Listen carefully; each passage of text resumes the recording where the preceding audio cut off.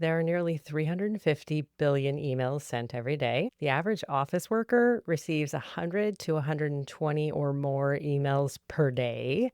And many people who work in business of any kind have said they have at least three-figure unread counts waiting for them in their inbox at any given time. Now, as a side dish to that, when we look at the podcast numbers, there are approximately 500,000 active podcasts out there, which is a big number, but there is a big difference between 350 billion and 500,000.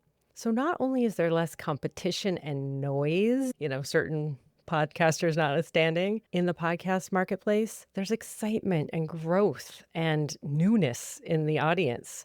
There are 500 million people globally regularly listening to podcasts, and it is rapidly getting bigger.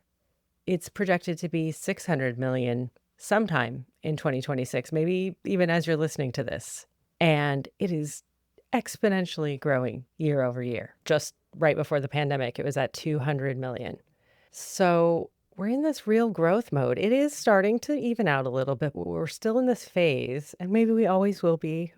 I still think of podcasting as such fertile creative territory, but we are in this nascent era, sort of like blogging before everyone went cuckoo for clickbait, but we haven't gone fully mainstream yet. Until my mother-in-law is a regular listener to podcasts, I'm going to refer to podcasting as emerging media, which means we're still in a period where there's not a ton of orthodoxy and rules about what we should do and what we have to do and what we can't do and what it is. There are a lot of assumptions, sure. A lot of people come to me assuming that the only format of a podcast is a conversation between two people that's pretty free form and amorphous and generally about a particular topic. But we are really in a time of invention and evolution, and it's something that you can grow or shrink to fit based on your needs for storytelling.